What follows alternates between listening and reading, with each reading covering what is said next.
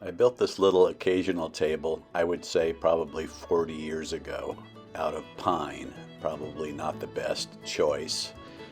And recently I got some free Douglas fir, probably also not the best choice, and I thought I would take another stab at this little occasional table. I got a bunch of slab cuts from a guy who took some trees down, and I got them for absolutely nothing. And they had sat outside for quite a while and were relatively dry. They were about 5/4 thickness, just about at an inch. And so I took this free wood, milled it up, and built this little table.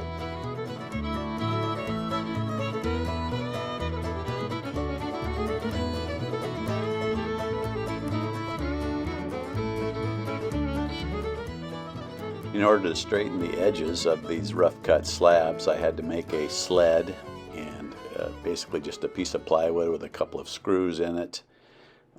You clamp down the piece of wood in the sled, run the sled against the fence, and you can cut off the irregular edges of this wood. You just run it through one time this direction to cut off the irregular cut, and then flip the board around and run the now straight edge against your fence, and you can produce a relatively decent piece of wood out of that rough cut slab. And start there, and then slowly with the planer and joiner you can get it to be a reliable piece of wood to build something out of. And so I'm just showing you the way I did that real quick like. Later I just started running the wood through the planer. Again, it came off the guy's yard at about an inch thick. Once I was done planing each edge, it probably ended up at around 7/8 ish, maybe a little bit less than 7/8 once you'd taken the rough edges off. Again, the wood was dry. It was deceptively good looking once you ran it through the planer, and it seemed, I would say again, deceptively stable. However, I think there's a really good reason they don't build furniture out of Douglas fir, and as this project went on, I think that showed itself time and time again. Probably not the right wood to use for furniture building. Well, not probably. It's not the right wood to use for furniture building, but the price was right, and I just thought I would make a small project out of this wood just to see what I could get out of these pieces of Douglas fir.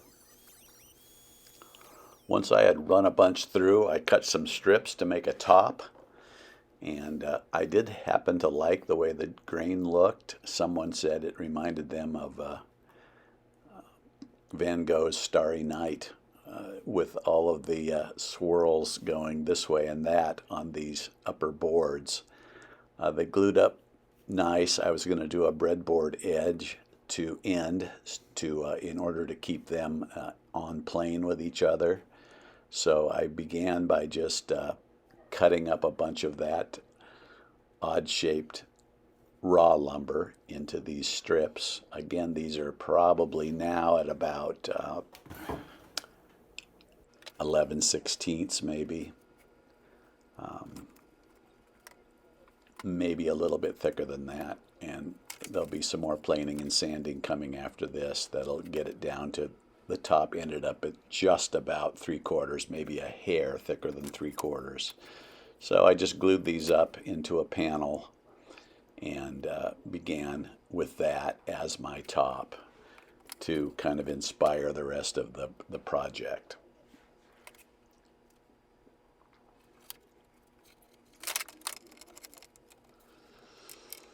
They glued up fairly flat. I did have to do some edge clamping with some cauls to keep them on plane with each other while the glue dried, but they actually glued up very nicely.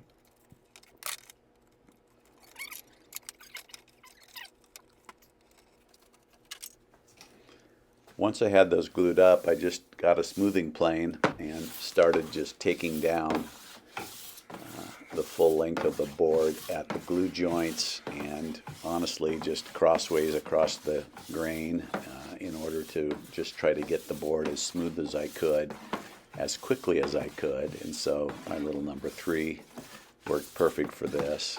And again, Douglas Fir, I'll have to say, not the best choice. You find that there are sort of voids. There is definitely super soft grain and then relatively hard grain at each of those stripes, and the wood tends to just be stubborn to work with. But after some planing and then some sanding, I got it to behave fairly well. Then I took some other boards. Again, these are, you can see how nice these look. These came out of that same stack, and I cut my apron wood. Or excuse me, I'm cutting my legs now. The legs are glue-ups, so these are about probably starting at about 1 5/8 by a little bit more than 3/4, and I'm going to glue these up in little pairs in order to make leg blanks that will be about 1 inch, a little bit more than 1.5 by 1.5 inches, so that once I'd planed them and then later tapered them, I ended up with a tapered leg that started at the top of the leg at 1.5 by 1.5 and down at the bottom of the leg at 3/4 by 3/4. So there was a 3/4 inch taper most of the length of the leg. I left the top maybe 5 inches of the leg at full width to be the spot where the mortise would go to accept the apron boards. And so I just glued these up in pairs. Again, about 1 5/8 finished square, and then from that dimension I ran them through the planer and got them down to about 1.5 by 1.5. Again, Douglas Fir, probably not the greatest choice. You found that there were some weird voids in the wood. Even though you could run a sharp plane over it or even sanding over it, it was disappointing the way the Douglas Fir wanted to finish out. But again, I just grabbed these 8 pieces, glued them up into pairs so that I would end up with 4 a little bit greater than 1.5 by 1.5 blanks to make these legs out of. Finished height of the table is about 30 inches, so minus the top, these legs are about 29 inches long. Again, the first 5 inches will stay at full width, and then it'll taper. So about 25 inches of the length is taken up in taper. So I clamped these up in pairs. These glued up very square with each other because they had such a wide gluing surface. So these prepared as blanks very quickly and very easily. Here they are all glued up. Once I had that done, I ran them through the planer to get them square. So I ran them on the edges to finish them out at about 1.5 inches, and I ran them again on the flats to finish them out at about 1.5 inches, and I ended up with some very nicely tailored leg blanks to later run through the tapering jig.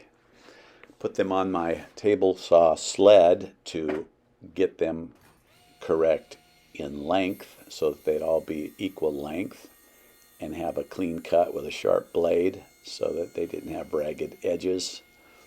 So I just cut the top, measured them for length, flipped them around, cut the bottoms, and I had blanks to work with. Once I had my blanks, I had to mark them for the tapers, where the start of the taper would be and where the end of the taper would be. I had to mark those accurately, and I wanted them all to match. So here I just took the blanks, measured down from the top about 5 inches because my apron wood is about 4 inches in width, and I wanted about a half an inch or almost an inch before the taper began after the apron. So I just marked these blanks at 5 inches on 2 sides where the 2 tapers would begin. Went down to the bottom and marked each one at 3/4 by 3/4, so I knew where the tapers would end. And then I simply put each one of these, ran each one of these twice through the tapering jig in order to taper them, and I'll show you that here in just a second.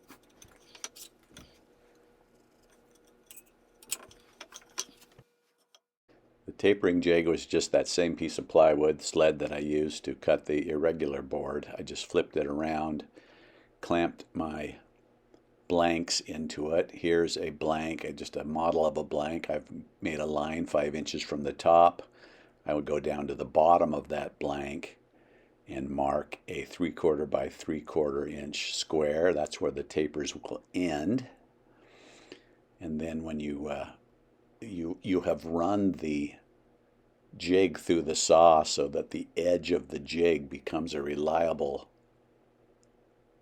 rule to run the length of the taper. So if you have made your marks correctly, and if you rotate the blank so that your mark lines up with the edge of the sled and then clamp it down, once you run that leg through the saw, you'll see that you will cut on that line from your 5-inch mark at the top to your 3/4 inch mark at the bottom. The board will cut on that line. You simply run it through the saw and remove the wedge.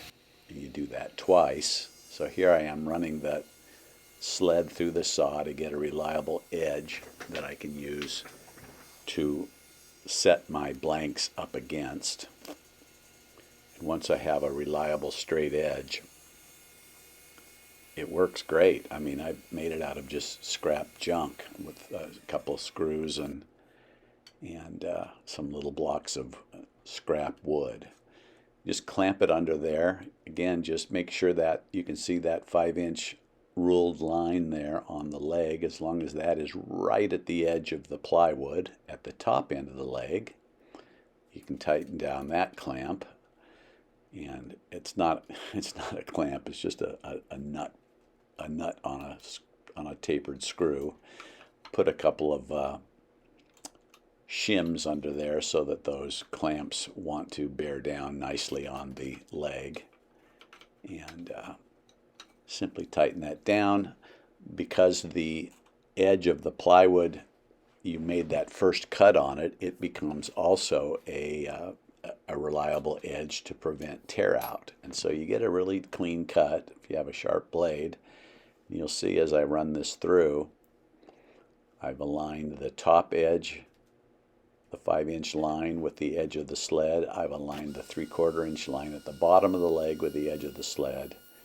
And if you just run that through, you take a nice wedge out of that leg. Another beauty of this is, yes, you'll have blade marks on that, but now you've got what I would call a downhill cut when you run a plane, a hand plane against that edge later. As long as you plane from top of the leg to bottom of the leg, it planes beautifully because you're running downhill with the grain and you don't have any tear out issues. So they plane up really, really nice.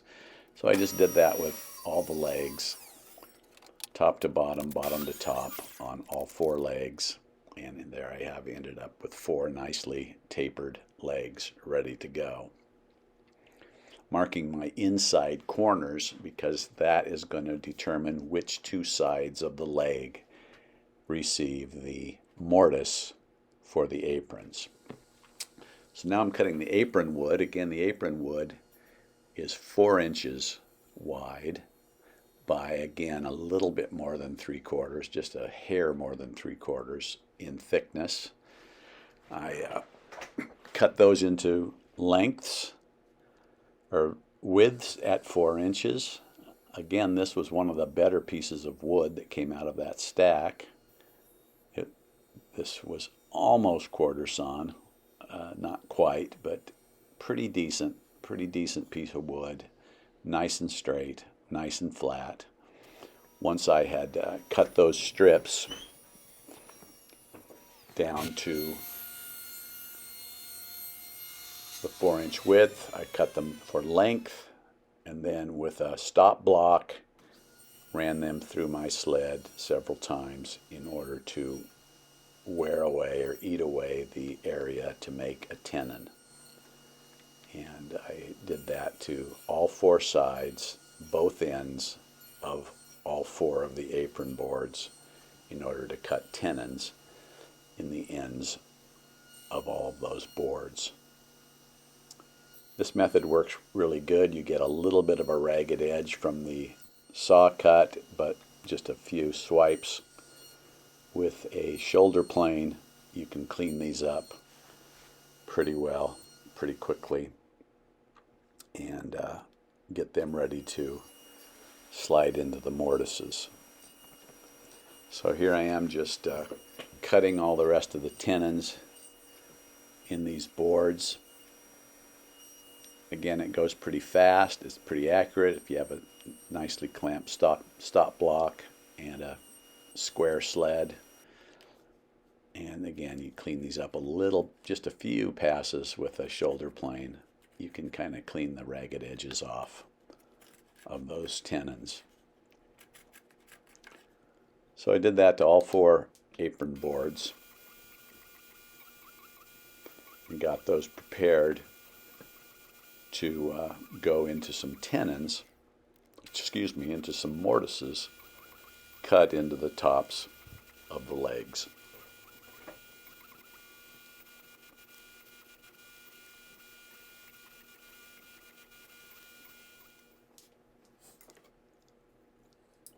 So now with the legs, the 2 inside faces of the leg need to be marked for the mortise locations.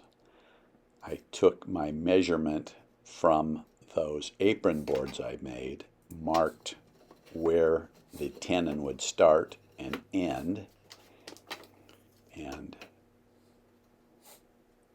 the width of the tenon, because I had adjusted my sled to the proper blade depth, I ended up with a 3/8 inch wide tenon, so I was going to be able to use a 3/8 inch mortising bit in my drill press. And here I'm just showing you the first few cuts in just one side of these 4 legs. I had to do this basically 8 times, 2 inside faces of 4 legs.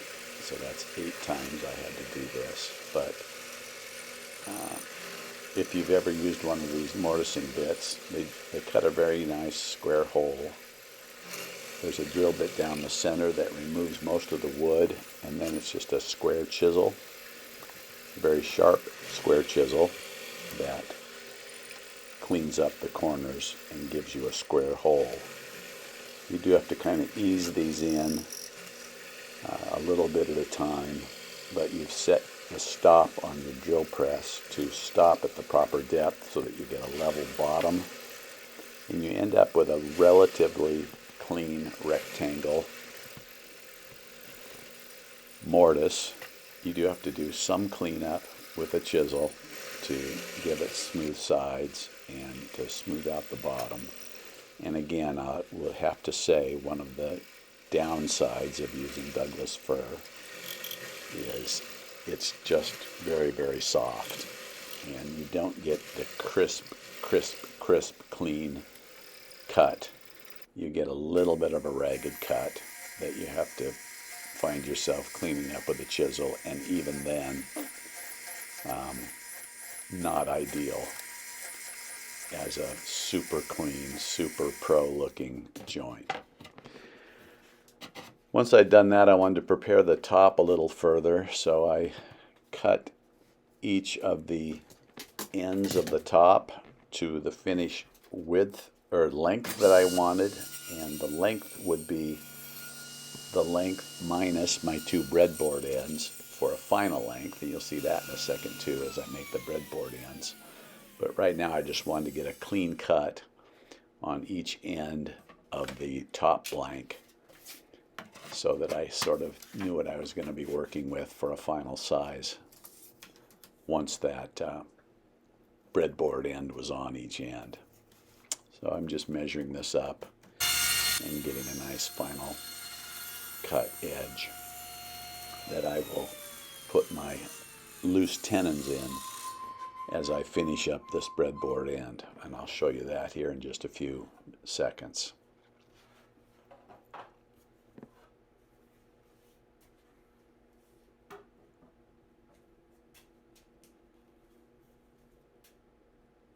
So you raise the blade through it, and you can see once you've cut that, drilled out both ends, you've got something that your router can ride in. And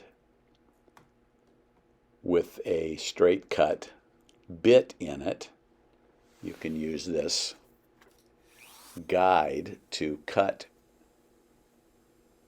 mortises in your pieces of wood that are repeatable, because you just clamp this guide to the side of the piece of wood, and it's a plunge router, so you slowly lower that blade in, that bit into the wood until you've cut the size that you want. This is something that like a domino cutter would do in just a few seconds. These are going to be a little wider than a domino cutter would do, and a little more custom as far as the thickness, because I wanted some wood left above and below each of these loose tenons. And so you'll see the way I did this. I just cut these slots in both the breadboard end and in the ends of the top glue up. And using the same jig on the same side of the boards, you get tenons that are exactly matched. If you've made your pencil marks accurately, you get tenons that are exactly matched, or mortises that are exactly matched that receive the loose tenon. There you can see the mortise down there, and that's what it looks like on the breadboard end cut out. So I'm gluing these tenons into the top blank and having them fit loose in the mortises on the breadboard end, so that if I glue and pin the center tenon, the two on the left and right would be allowed to move within the breadboard end for shrinkage or growth that might happen across the grain on the blank.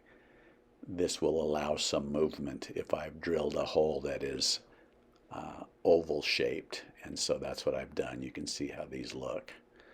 This is basically the way that breadboard end goes together. Those are glued in, those pins go in, and you get a breadboard end that can handle wood movement.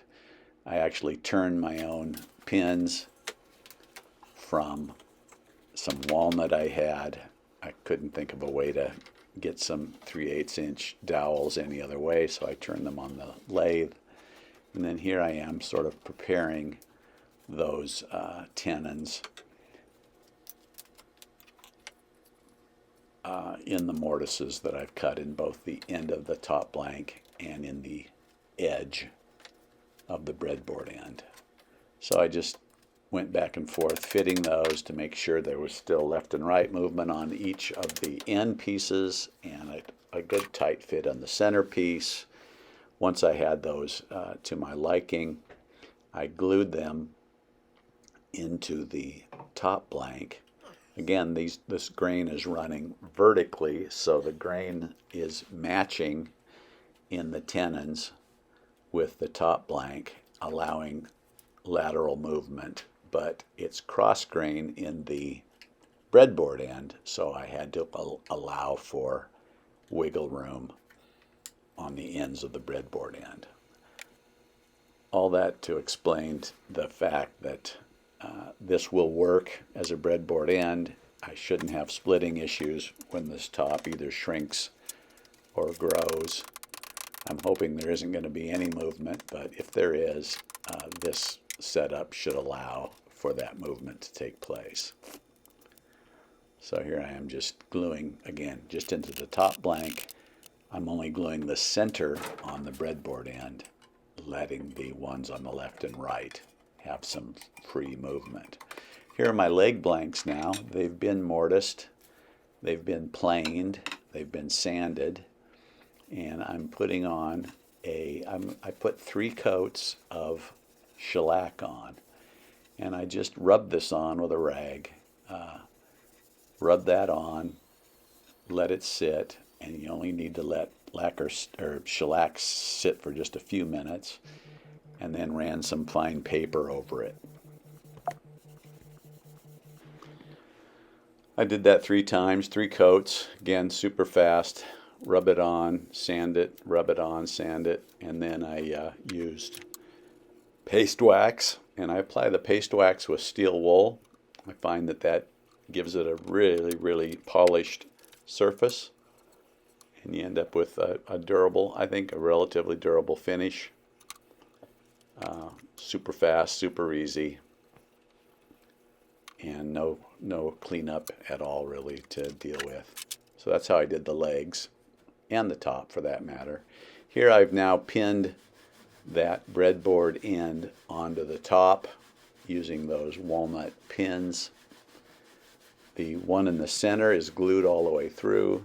The ones on each end are only glued to the breadboard end, but not to the tenons underneath them, so that again it allows for, if the center of the board is fixed, it allows for lateral movement on each side of the tabletop.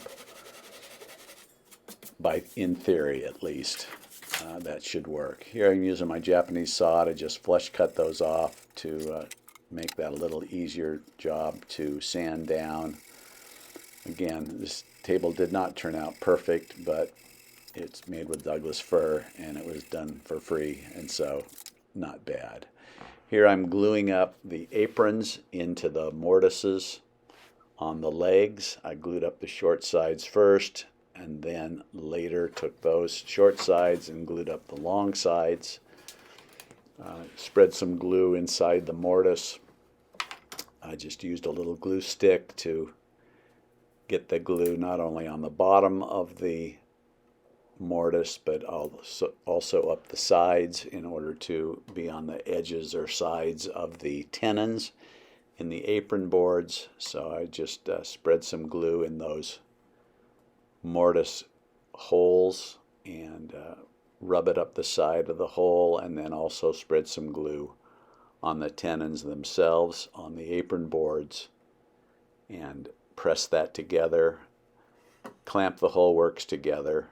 Because I'd already pre-finished the legs and the aprons with shellac and then paste wax, the squeeze out with just a wet paper towel rubbed off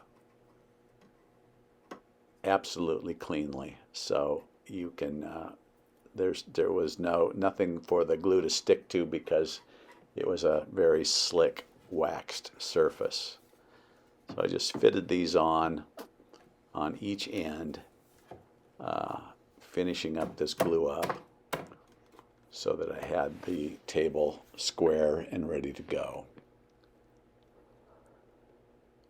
I had pre-fitted all these one by one and marked A, B, C, D, E, F, G to all these joints so that I knew what tenon was going to go in what mortise, and I knew that there was already a tight fit, tight up against the top of the table, tight up against the leg, and basically that served as my dry fit. And then for the final glue up, I knew these would go together well. I knew they would meet nicely, and so for the final glue up, I was able to just glue away and clamp them together.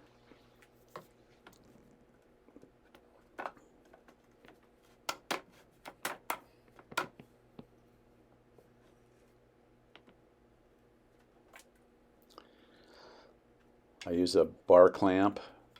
These bar clamps are a little wimpy.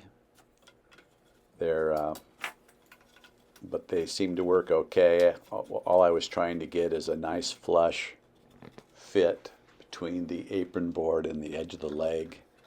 And because I had test fit these and fine-tuned them, they went together pretty well. And so I was able to just clamp that board up, or clamp those aprons up. I'd already done the short lengths, and here I was able to do the long lengths. And I had it basically, this is the most complicated part of the whole project, and it went together really, really quickly. There it is, all clamped up. Final thing to do then was to finish sand and finish the top. And I did that by running over it with 150 grit paper and then 220 grit paper on a random orbit sander. And I got a fairly good smooth top finish. Again, Douglas Fir, I would say not the best wood to use. You tend to, even after sanding, even after planing, if you run your hand over this surface, you feel all of that grain. Now I had to cut the ears off of these breadboard ends. I wanted that to be a one clean cut. If the top never moves, these edges will be absolutely flush with each other. So I just set up my blade and ran down the length of each side of this top. The reason I put tape on those is because those were going to be cutting across the end grain, and I didn't want tear out on those ears. So this worked pretty well. Peeled the tape back off, and I had a very clean top. So then I wanted to fit my legs and aprons to the top and make some final marks so I knew right where that would sit on the bottom of the top. And now here's the top of the top. Again, I'm finishing this just like I finished the legs. I'm wiping on a coat of shellac. I'm using a rag here to wipe it on. I found later that I didn't really get enough on, and so I put it on with a foam brush. I really laid it on pretty thick and then wiped across it. You have to work super fast because it starts getting tacky really quick. I laid it on pretty thick, wiped it quickly across with the rag. And again, because I sanded between each coat, it kind of didn't matter if you had overlap edges or bubbles or anything, because this stuff goes on. It's so thin, it goes on pretty smoothly. It soaks into the wood very well. I love the color that it added to this fir. Again, all these grain marks made the top of this table pretty good looking, really. It just, when you feel it, it doesn't feel very good, but it looks great from a distance. Again, I just put the shellac on and then ran 220 paper over that. Did it again, 220 again, did it a third time, and then 400 paper, and then paste wax with steel wool. And the top of this table is super smooth, super shiny, and very smooth to the touch. So that's how I finished the top, both the top and the bottom of the top. So now here I'm going to be making some little hold downs to screw the leg aprons to the top of the table. I'm doing that by using my biscuit cutter to cut some grooves. I simply put grooves in all four of these apron pieces. I adjusted the cutter twice in order to get about a 1/4 inch groove in each of these apron pieces, and then you'll see these little wooden clips that I'm going to make. The idea behind this is the depth of these cuts is practically a half an inch, a little bit more than a half an inch. And on the two on the sides, they have to allow for movement in and out. And so I just made these little clamps or little clips, and I will screw them to the tabletop with enough space to allow them to move in and out on the two on the side. The ones on the ends can be pretty firm because the tabletop isn't going to move along its long axis. And here's the finished table. Some shots of it. It turned out great, honestly, considering it was made out of free Douglas fir from some trees that came down in a friend's yard. Hope you've enjoyed this video. If you have, please subscribe, and thank you for watching.